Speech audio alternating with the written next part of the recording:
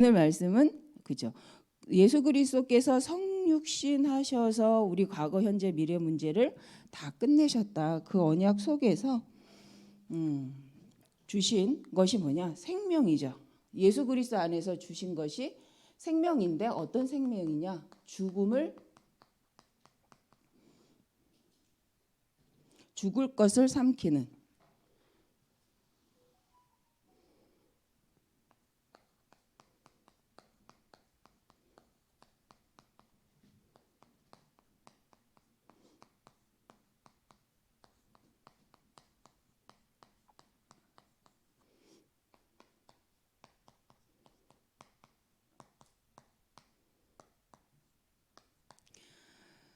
그래서 우리가 그 성육신하신 십자가에 죽으시고 부활하셔서 우리를 살리신 예수 그리스도께서 우리에게 주신 것이 뭐냐? 생명이다. 근데 그 생명이 죽을 것까지도 삼킬 수 있는 그런 하나님이 주신 영원한 생명이다라는 말씀이죠. 그래서 우리가 서론적으로 볼 것은 영원한 것에 그래서 집중해야 된다. 왜? 우리가 영원한 생명을 가진 자이기 때문에 영원한 것. 영원한 것에 뭐 할 수 있는? 집중할 수 있는 상태. 이것을 계속 만들어가는 또 이 상태를 그래서 하나님이 주신 것을 사모하는 그래서 하늘의 보좌의 축복을 덧입는 것을 뭐하라 그랬죠? 사모하라. 그래서 우리가 우리 마음을 두고 24시 어떻게 보면 사모한다는 것은 24시 기억이 나지는 거죠. 계속 거기에 집중하는 상태입니다. 그래서 하나님이 영원한 성육신하셔서 우리의 모든 것을 끝내시고 우리의 영적 상태를 바꿔놓으신 하나님의 것으로 늘 충만하기 위해서. 그래서 영적 상태를 바꾼다라고 했을 때 실은 하나님의 계획을 발견한 사람과 발견하지 않은 사람의 24는 어떻게 할까요? 다르겠죠. 상태, 우리가 어떻게 상태를 바꾸느냐? 영원한 것에 집중해라. 그 영원한 것이 뭐냐는 거죠. 그걸 나는 어떤 의미로 받아들이고 있냐? 하나님 원하시는 시대적. 우리 성경의 말씀은 동일하십니다. 그렇죠? 처음과 끝이 동일해요. 영원권을 놓고 하나님의 말씀은 창세기부터 계시록까지 똑같습니다. 그래서 하나님은 변함이 없으시죠. 변하는 것은 사람이에요.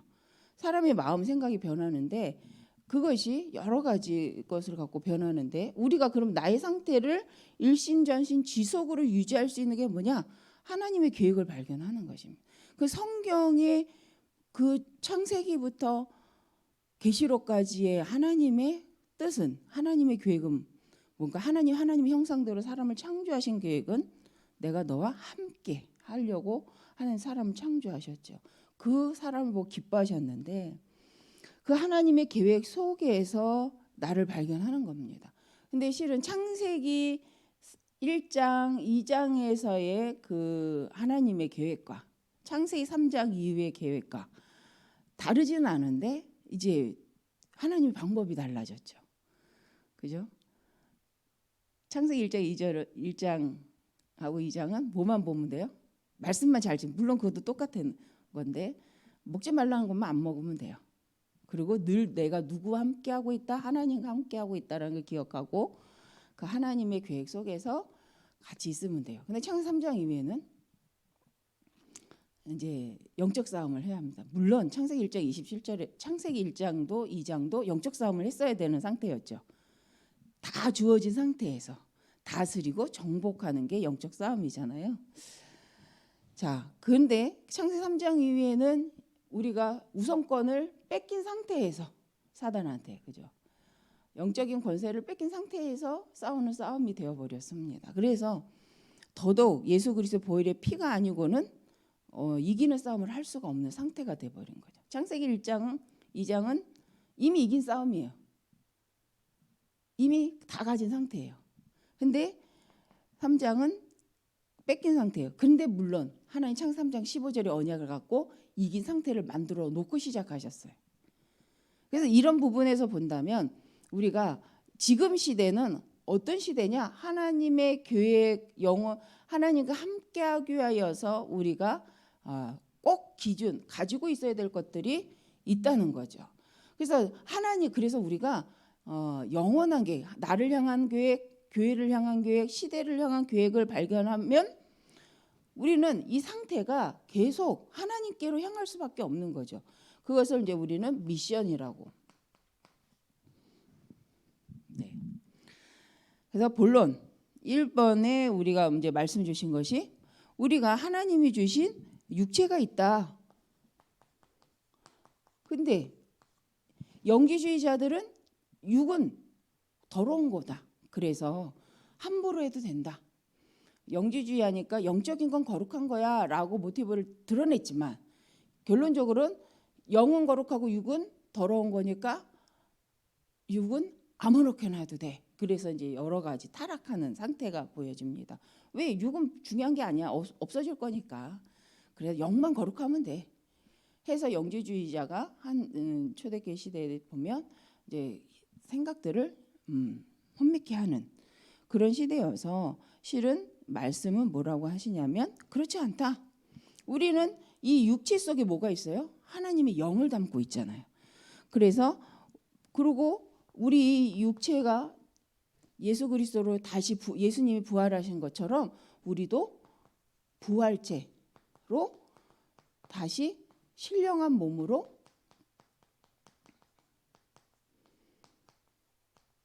다시 태어날 거다. 근데 모든 조건을 가지고 하나님의 계획을 이루는 것이 아니라 모든 조건을 갖고 자꾸 타락하고 합리화하고 말씀을 거역하는 걸로 사용한다면 그건 성령의 역사가 아니죠. 하나님이 육신도 하나님 창조하신 건데 하나님께서 우리 몸에 하나님의 영을 담으셨고 거룩한 자로 우리를 창조하셨습니다. 그런데 타락 이후에 자꾸 여러 가지 말을 하지만 우리가 예수님도 부활하니까 부활하셨을 때 어떤 몸으로? 신령한 몸으로. 그게 고린도전서 15장 35절에서 6절에서 44절에 보니까 신령한 몸으로 다시 태어났다. 다시 부활하셨다라고 분명히 말씀을 합니다. 또 누가복음 24장 36절에서 43절이죠.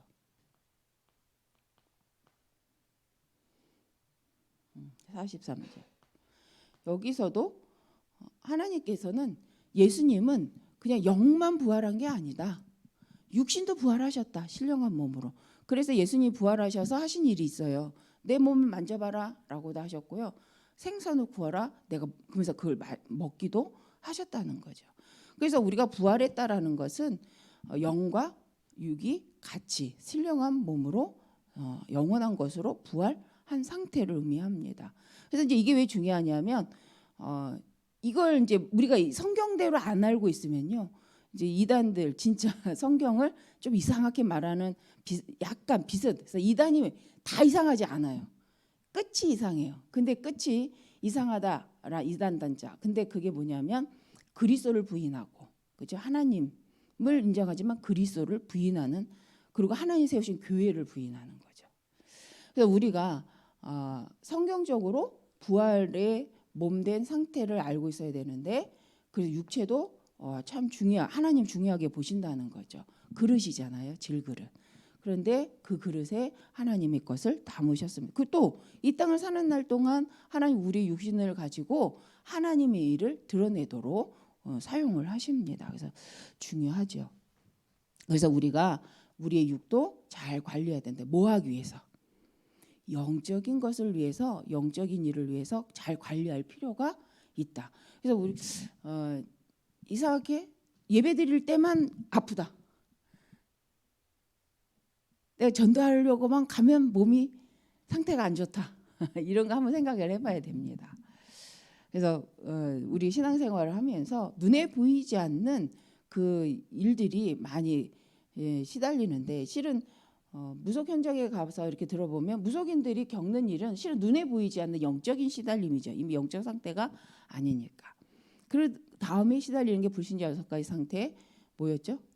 정신적으로 시달리죠. 근데 사람들이 그게 보이지 않아요. 그러니까 그거에 대해서 그다지 답을 찾지 못하니까 거기에 집중할 수가 없죠. 근데 언제 이들이 딱 이제 결론을 내냐? 육신적으로까지 다 망했을 때 경제, 육신의 질병, 또 후대에게 문제가 올 때에 이제 그들이 이제 무릎을 꿇게 되는 상황이 됩니다. 그 말은 사단도 그렇게 한다. 영적 상태를 바꿔놓고 정신 상태를 바꿔놓고 그다음에 육신의 상태를 무너지게 한다는 거죠. 그래서 우리가 먼저 불신자 6가지 상태를 보면서 내 영적인 상태를 하나님께 집중할 수 있는, 그래서 하나님의 말씀을 가지고 나를 바꿔낼 수 있는 영적인 상태, 또 마음 상태, 그리고 그것 때문에 우리 육체의 상태를 바꿔줘. 그래서 우리의 오력하면 영력, 지력, 그다음 뭐 체력이죠. 체력. 그게 있어야 뭐가 와요? 경제력이 온다. 그래서 육신도 복음 안에서 영적인 거룩한 의미를 가지고 우리가 관리할 필요가 있습니다. 왜냐하면 사단은 이걸 갖고 공격을 하기 때문이죠. 보여지는 것으로. 그래서 우리가 하나님의 것을 담은, 하나님의 생명을 담은 우리의 몸도 관리할 필요가 있습니다. 그 다음에 하나님 주신 생명의 근원. 이 생명의 근원이 뭐냐? 우리 너무 잘 아는 것처럼 창세기 1장 하나님의 형상대로 사람을 창조하셨다.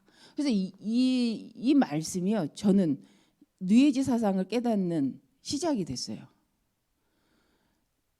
제가 우리 대청들한테 이런 질문을 해봤습니다. 피노키오 동화책이 뉘에지라고 생각해 본 적이 있나요? 라고.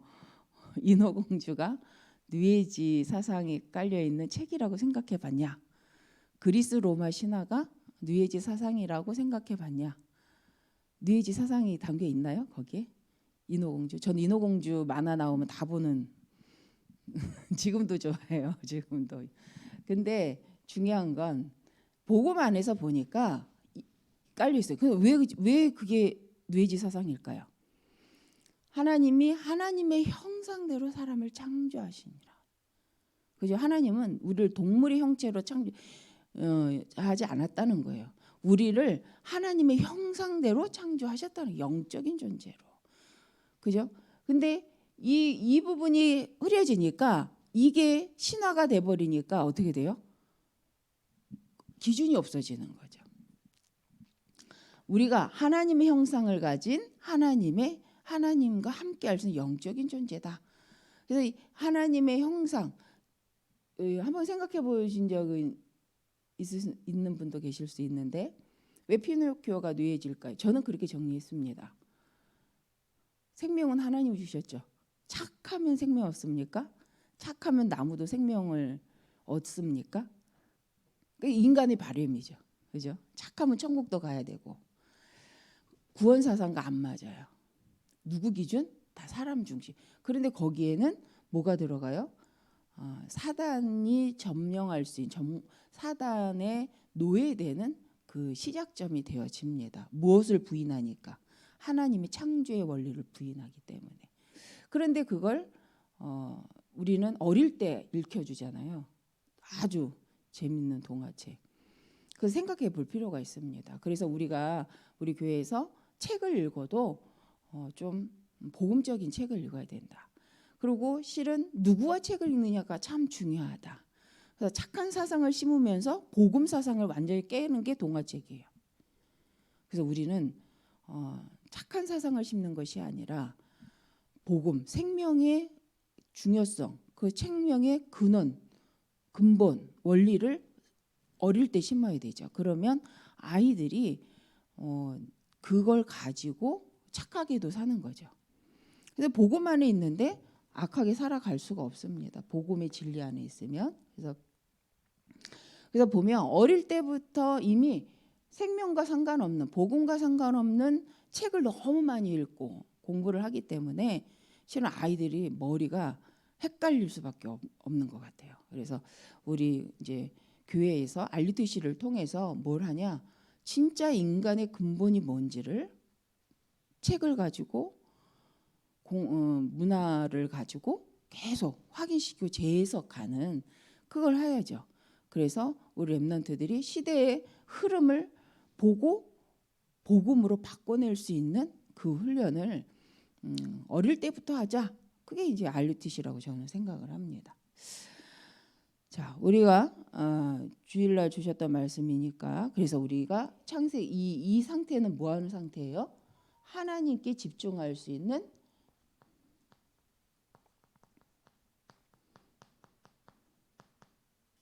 이게 안 되면 원하지 않는 사단의 집착, 사단이 놓은 올무에 노예되고 포로되는 상태가 됩니다.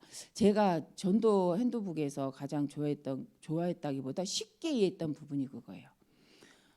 하나님의 형상이 없으면, 그리스도가 구주로 내 마음에 영접되지 않으면 어떤 상태예요? 사단에게 꽁꽁 묶인 상태. 그죠? 그래서 전도할 때, 아이들한테 전도할 때 그 핸드북을 가지고 딱 보여주면 돼요. 이렇게 묶여갖고, 사단한테 묶여갖고 그 쫙 있잖아요. 지옥으로 가는 스케줄의 그림 있습니다. 그걸 딱 보여주면, 너 이렇게 살고 싶니? 아니면 이제 뒷장에 가면 7가지 축복 속에 성령이 인도받고 가슴에 십자가를 그려놓고 이제 천국 가는 그림이 있어요. 그리고 또 그 십자가가 있는 아이가 그 사단을 꽁꽁 묶어갖고 딱 결박하고 있는 그림이 있습니다. 반대 그림이잖아요. 다 아시죠? 이렇게 설명해도. 그것만 보여줘도 아이들, 너 어떻게 살고 싶니? 내가 묶는 자로 살고 싶어요. 그치? 묶인 자로 사는 것이 아니라 묶는 자로 살고 싶지? 네. 그럼 이렇게 해야 돼. 그 그림에 이미 예수 그리스도 십자가가 가슴에 있으니까 아이들이 영접의 의미를 확 알더라고요. 그래서 제가 어린이 전도할 때는 그걸 많이 썼었어요. 근데 물론 어른들에게도 그걸 하긴 해요. 보여주기는. 왜? 이해가 정확히 오거든요. 운명저주 8자 정확히 보여주는 그림이잖아요.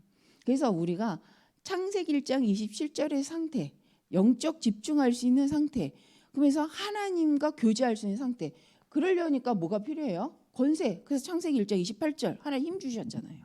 근데 그 힘을 다른 데 사용해서 문제죠. 자, 그래서 우리 하나님께서는 우리에게 2장 7절, 그죠? 생령, 살아있는 영이 되도록 하나님의 영을 불어넣으셨고, 창세기 2장 17절 18절 뭐예요? 정복하고 다스려라. 그죠? 가진 자는 다 잘 다스리면 돼요. 근데 다스리지 못해서 온 문제죠. 영적 문제. 지금도 똑같습니다. 구원받고도 왜 문제가 계속되냐? 다스리지 못해서. 뭐 갖고? 하나님 주신 신분과 권세를 가지고 다스리지 못해서 오는 문제죠. 3번은 그래서 우리 하나님께 우리 이걸 보증하셨다.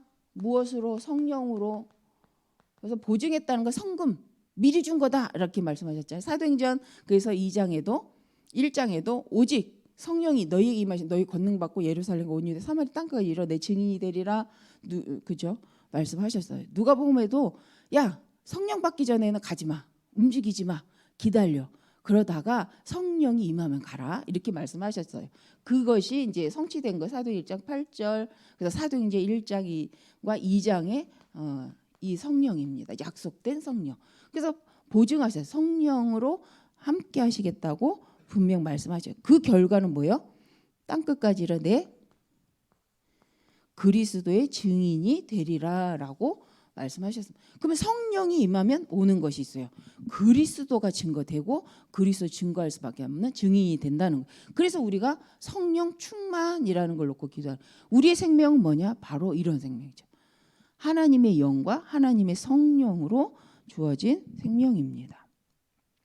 그래서 결론적으로 우리가 어떤 영적 싸움을 싸우느냐? 보이지 않는 것으로 사는 자가 아니라 보이는 것으로 사는 자가 아니라 보이지 않는 것으로 사는 믿음을 가진 자다.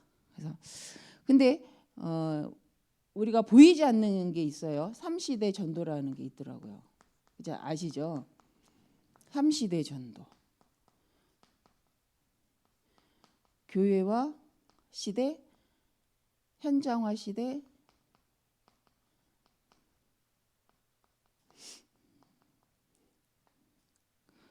또 세계화 시대.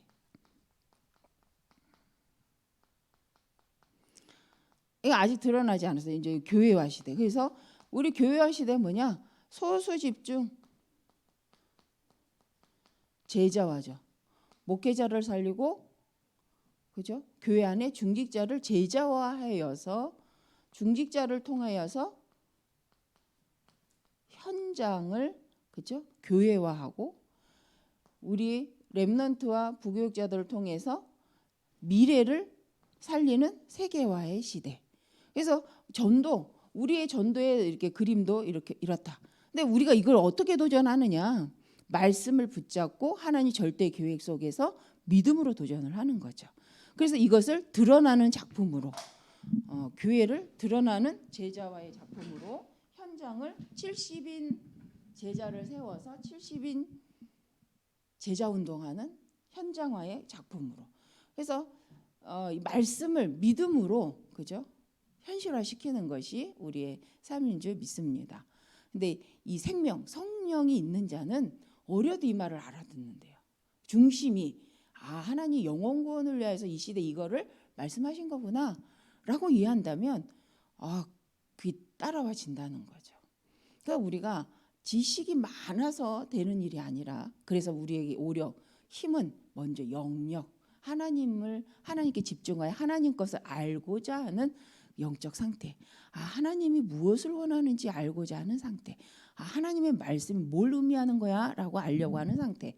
그죠? 근데 그걸 성령께서 알게 하신다고 분명 말씀하셨습니다. 그래서 예수님도 그냥 가지 말고 성령, 내가 보낼 성령이 임하면 그때 가라고 말씀하시죠. 그 말씀 뭡니까? 하나님의 말씀에 능력을 입는다도 되고요. 그 말씀이 깨달아지고 정말 믿어진다는 거죠. 그러면 그때부터 하고자 하는 우리의 모든 방향성이 보이죠. 그래서 오늘도 전도 이렇게 캠프가 있습니다. 북해동, 부평 지역을 놓고. 그래서 있는 처소에서 정말 기도해 주시고, 하나님 원하시는 시대에 교회를 세우고 현장을 살리고 미래를 살리는 전도운동으로 연결되어지도록. 물론 마음만 품어도 된다고 말씀하셨잖아요. 마음만 가져도.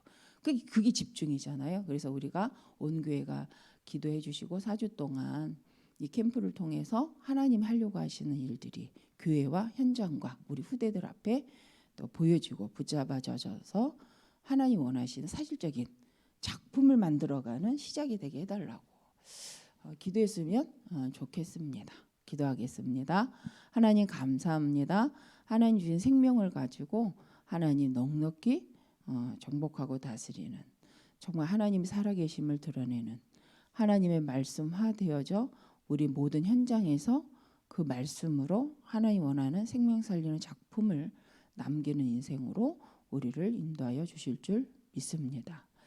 나의 연약함과 나의 부족함과 아버지 나의 현실이 그것을 막지 못함은 이미 예수 그리스도 안에서 우리에게 하나님의 생명을 주시고 하나님의 능력으로 함께 하시고 하나님의 보좌의 축복의 배경으로 우리를 보호하고 계시고 있기 때문인 줄 믿습니다.